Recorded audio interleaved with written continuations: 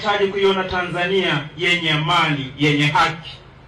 Uwezo ukazungumza amani bila kuzungumza haki. Leo ndugu zetu Dar es Salaam wamekufa, lakini msingi mkubwa ukifuatilia ni madai ya haki. Tutaendelea kuidai haki.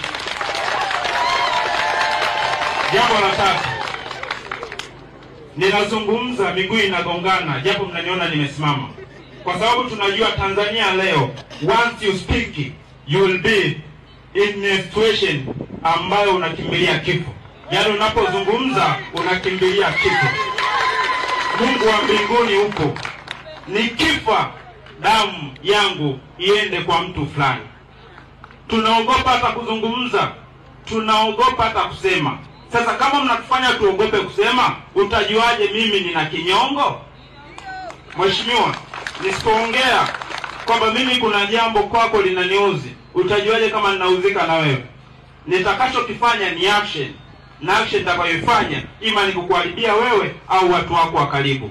Ndio maana kwenye hili wametafutwa watu wa CCM, kwa sababu hao ndio watu ambao wapo kwenye mamlaka na hawataki kushinikiza maboresho yatokee. Unafikiri nini kitatokea? Binafsi mimi nina ndugu yangu yupo mahali pakubwa kwenye CCM, kakimbia nyumba kwa sababu maeneo yalipochafukwa ndio walikuwa ni walengwa wanaotafutwa. Kwa watu wengine wanaoumizwa ni ndugu zetu kabisa, ndio wanaotafutwa vile vile. Sasa